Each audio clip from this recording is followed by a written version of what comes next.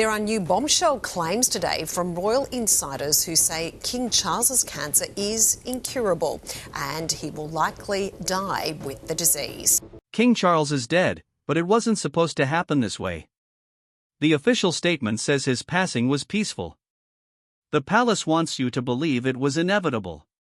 But those who were inside Buckingham that night tell a different story, one of locked doors, frantic whispers, and political maneuvers that began long before his heart stopped. His battle with cancer was real, yes, but so was the war for the throne. And before the sun rose, William and Catherine were crowned not as a celebration, but as a desperate move in a power game that had been brewing for months. Before I take you inside that night of betrayal, secrecy, and rushed coronation, hit the like button and subscribe, because this is the story the palace hoped would stay buried forever. The first seeds of doubt were planted months earlier, when the king's cancer diagnosis was announced. The statement was brief, oddly vague. No details on the type, no prognosis, just a polished reassurance that he was responding well to treatment. But inside the palace, the whispers started almost immediately. The king's condition was far worse than the public knew. Some staff claimed his physicians were being pressured to keep the truth quiet. Others believed select courtiers were already gaming out a transition plan. By early autumn, Charles's appearances became rare. Officially, he was resting. Unofficially, his schedule was being picked apart and reorganized by a small circle of advisors, not all of them loyal to him. His speeches were vetted more tightly than ever. Behind the scenes, a bitter divide had formed between those who wanted Charles to cling to the throne as long as possible, and those who believed it was time for William to take over before the monarchy's popularity slipped further. Then came the night of his death. Multiple sources say there was an unusual level of activity in the hours leading up to the emergency call. Lights in certain palace wings burned all night. Staff who were normally off duty were suddenly summoned. And the king's personal doctor, who had been treating him for months, was reportedly absent, replaced by a different physician who had rarely been seen with him before. At 3:47 a.m., the king's heart stopped. Officially, it was the cancer. But almost immediately, senior advisors moved with a speed that defied protocol. The death was not announced. Instead, secure lines buzzed with calls to the Prime Minister, the Archbishop of Canterbury, and a select few members of the Privy Council. Here's where the conspiracy deepens. Several members of the wider royal family, including Harry, were not informed until after William had already been sworn in. Certain Commonwealth leaders were notified before the king's own son across the Atlantic. This was not an oversight, it was a controlled sequence, designed to minimize interference. By 5:15 a.m., William was in a dimly lit chamber, facing the accession council. The coronation was not supposed to happen yet, not for months, but the political case was made clear. Any delay could give Republic movements time to rally, could invite parliamentary review, could even open the door to foreign pressures. And in a break from centuries of protocol, Catherine was crowned alongside him. The optics were deliberate, a united front, locked in place before sunrise. The funeral, held days later, was a masterclass in optics, grief and unity on display for the cameras. But in private, the atmosphere was frostbitten. Camilla kept her distance, speaking only when required. Some insiders claim she suspected the rush to the throne had been planned long before Charles's final breath. William and Catherine played their parts flawlessly in public, but inside the palace, allegiances were shifting, and loyalties were being tested. In the weeks that followed, the palace drowned the media in images of the new monarch's walkabouts, handshakes, ribbon cuttings, all designed to bury questions about the timing of the coronation. But the questions refused to die. Why was the king's death kept quiet for hours? Why were so many senior royals absent from the moment of succession? And most damning of all, what exactly did Charles say to William in their final private conversation? Those words, if they were ever spoken, remain locked away in William's mind. And until they are revealed, the shadow over this new reign will never fully lift. At first, the strategies seemed to be working. Public approval for William and Catherine surged in the immediate aftermath. Headlines called them the young power couple Britain needs and the stable face of the monarchy's future. But behind those glowing profiles, the old power brokers of the palace were not united. Some, especially those who had served Charles loyally for decades, resented the speed with which the king had been swept aside in death. Princess Anne, always a figure of discipline and loyalty, reportedly clashed with certain advisors during closed-door sessions at Clarence House. She did not question William's right to rule, but she did question the manner in which the succession had been handled. Her concerns were dismissed with polite but firm insistence that the stability of the crown required swift action. Still, she made no secret of her unease, and her distance from some of the new king's closest allies became increasingly visible. Camilla, too, withdrew from public life more than expected for a queen dowager. While the official explanation was private mourning, palace watchers noticed her absence from key ceremonial events.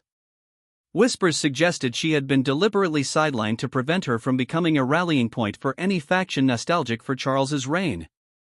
Meanwhile, outside the palace walls, cracks were forming in the narrative.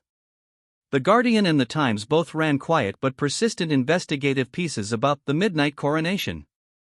Their reporters, armed with anonymous palace leaks, began reconstructing the timeline of Charles's final night. The more they uncovered, the stranger it seemed.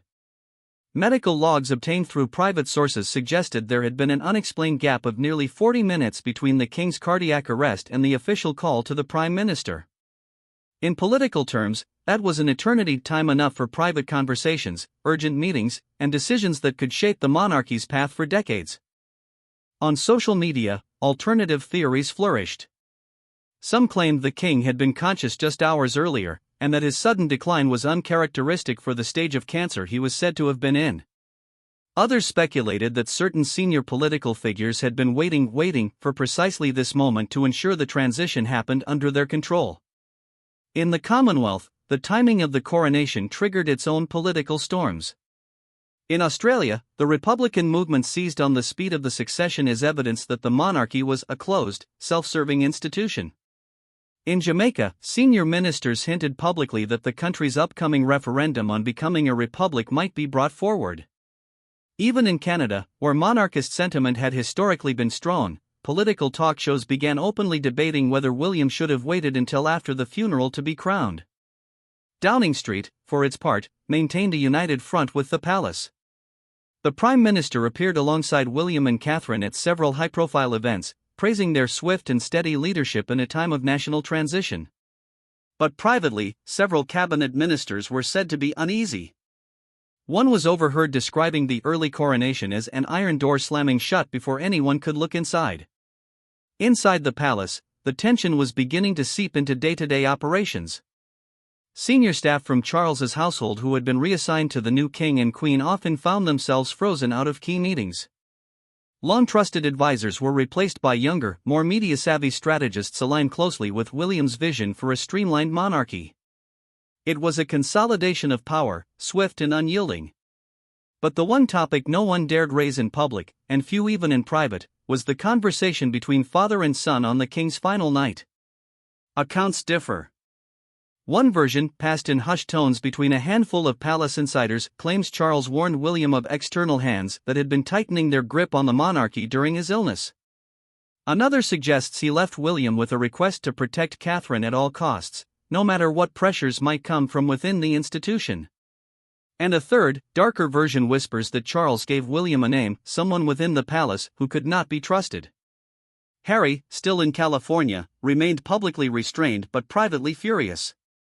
Sources close to the Sussexes claim he attempted to arrange a visit to the UK within days of the funeral, only to be told by palace aides that the king's schedule is full and that his presence might disrupt the settling process of the new reign. Whether that was genuine concern or calculated exclusion is a matter of interpretation, but to those watching, it was clear, Harry was no longer part of the inner royal circle, and likely never would be again. In a rare moment of candor during a podcast appearance, Meghan Markle alluded to family transitions that were less about grief and more about control, a remark widely interpreted as a thinly veiled reference to the succession. The palace refused to respond, calling it inappropriate to comment on private family matters. The mystery deepened when, 3 weeks after the funeral, a leaked email appeared in the inbox of a prominent investigative journalist. Sent from an encrypted address and signed only with the initials AP, it contained what appeared to be portions of a draft speech written by Charles weeks before his death. The speech, never delivered, spoke of changes to the monarchy's role in a modern democracy and hinted at a shared Commonwealth leadership model that would have significantly reduced the UK's dominance. If genuine, it was explosive, suggesting that Charles might have been preparing to propose reforms that could alter the monarchy's very foundation. The leak fueled speculation that his sudden death and the rushed coronation were not merely about tradition, but about stopping those reforms before they could be announced. For now, the palace's public image remains polished, its narrative controlled. But the shadow of those unanswered questions stretches over every appearance William and Catherine make. The smiles are warm, the handshakes firm, but for those who were there in those pre-dawn hours, the memory of what happened, and why, is not easily forgotten. And somewhere, buried deep within William's memory, are the last words of his father, words that, if ever spoken aloud, might explain everything, or unravel the crown entirely. The storm had not passed, it had only been disguised. Beneath the surface of William and Catherine's polished reign, the ripples of Charles's death continued to spread. And when the leak of the king's undelivered speech hit the inbox of a prominent investigative journalist, those ripples turned into shockwaves. The document was unlike anything the monarchy had ever prepared. Drafted only weeks before Charles's death, it proposed a bold reimagining of the monarchy's role in the 21st century. The king spoke of a shared Commonwealth leadership where power and symbolic authority would be distributed among multiple nations, not centered exclusively in London. He called for transparency in governance and a modern, accountable crown that serves the people before itself. But the most startling passage came near the end. The crown must adapt or dissolve. The choice is ours, but the future will not wait for our hesitation. If Charles had delivered those words during his reign, it could have triggered political reform movements across the Commonwealth and perhaps even within the UK Parliament. The journalist who received the speech, known for uncovering political scandals, published excerpts alongside an exposé on the final 48 hours of the king's life. It was here the 40-minute gap came into the public eye. Medical staff records confirmed that the king's heart had stopped at 3:47 a.m., yet the Prime Minister was not informed until after 4:30 a.m. What happened in that time? Those 40 minutes between the king's last breath and the call to the Prime Minister remain one of the most scrutinized and most heavily guarded gaps in modern royal history. The palace's official explanation was vague, almost insultingly so: medical protocol and verification of details. A cold, clinical phrase that only fueled speculation. But insiders whispered of something far more deliberate: a private meeting held in the king's study during those very minutes. Not between grieving family members or exhausted doctors, but between senior political figures, select courtiers, and William himself. The study, with its heavy oak doors and centuries-old portraits staring down from the walls, became an impromptu war room. According to one source who claims to have been stationed nearby, voices were hushed but urgent. The discussion was direct, almost ruthless in its clarity: the king's death must remain unannounced until the crown was secured. Even a whisper of hesitation, they argued, could spark a political firestorm. The threat wasn't hypothetical. Parliamentary allies of Charles, particularly those who had supported his quiet push for modernization, were rumored to be preparing to call for a constitutional pause in succession should the moment arise. That pause, no matter how short, would open the floodgates to debates about the monarchy's structure, its funding, and whether it should even exist in its current form. The alleged solution was simple, but brutal in its efficiency: move faster than the news cycle, faster than the rumor mill. Crown William and Catherine before dawn. Lock the imagery of a new, united monarchy into the public consciousness before anyone could raise objections. By the time the nation awoke, the reign would already be in motion, irreversible. When the exposé finally revealed this possibility to the world, it ignited a political firestorm. Opposition MPs demanded a full parliamentary inquiry into whether political interference had shaped the timing of the succession. Questions flooded the airwaves: who was present in that room? What authority did they have to delay the announcement of the king's death? And why was the coronation executed in the dead of night? Commonwealth leaders reacted with visible unease. In New Zealand, the Prime Minister called for clarity on the constitutional process. In Canada, commentators debated whether the monarchy's power had outpaced democratic oversight. In Jamaica, the succession speed was cited as further proof of the need to cut ties with the crown altogether. Inside Buckingham, the mood hardened. Publicly, William radiated calm authority, projecting the image of a modern king committed to stability. He visited hospitals, shook hands with schoolchildren, met heads of state, all carefully choreographed optics to drown out the noise. But those close to him described something different, a man who carried an invisible weight, who spoke less freely, whose eyes betrayed the presence of truths too dangerous to share. Catherine, now firmly established as queen, became his confidant in all things public. Yet even she, according to whispers from senior household staff, did not know exactly what was said in that oak-paneled study before the world was told Charles was gone. Then came a second blow to the palace's carefully constructed narrative, this time from within the king's own medical circle. An anonymous nurse, speaking through an encrypted channel to a respected investigative journalist, claimed that Charles had been in better condition earlier that week than the palace had ever admitted. He was frail, yes, but alert, she said, even animated when discussing his upcoming address to the Commonwealth, a speech she described as a passion project he refused to postpone. But within 48 hours, the king had suffered what she called a rapid and unexpected decline. She stopped short of alleging foul play, but her implication was impossible to miss. Whatever took Charles in the early hours of that morning came too quickly, too sharply, to match the slow progression the palace had been describing for months. Meanwhile, thousands of miles away in California, Harry and Meghan began their own media counteroffensive. In a high-profile interview, Harry stated plainly that he had been deliberately excluded from key moments of the transition. Though he avoided direct accusations against his brother, his words carried the unmistakable sting of betrayal.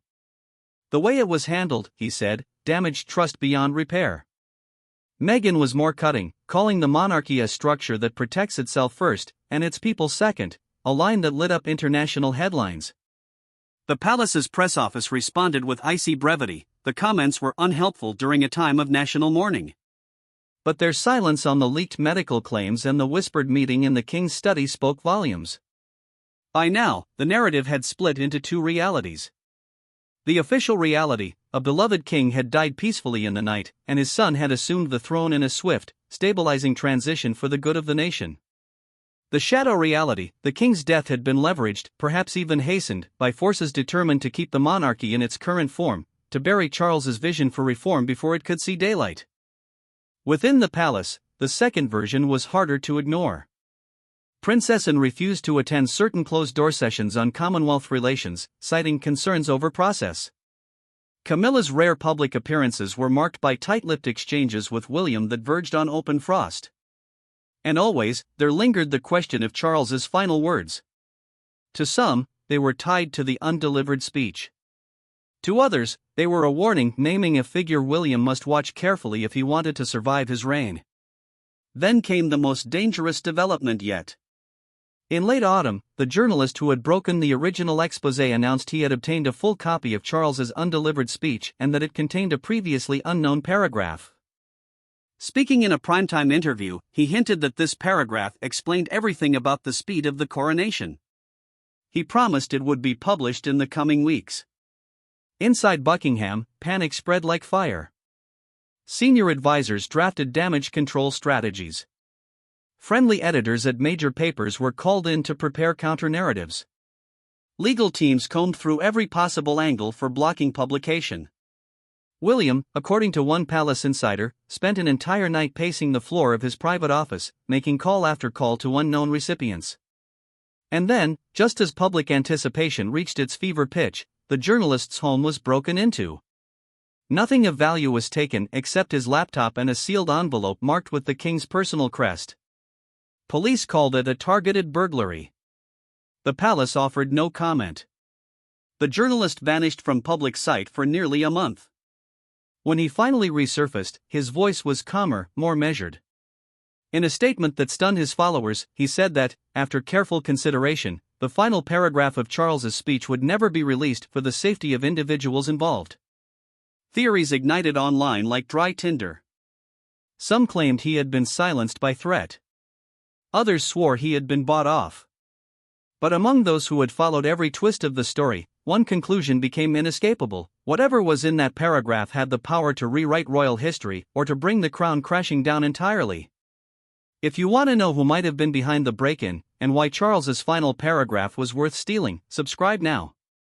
Because in the next episode, we'll follow the trail of the missing speech and the person who may have risked everything to ensure it is never heard.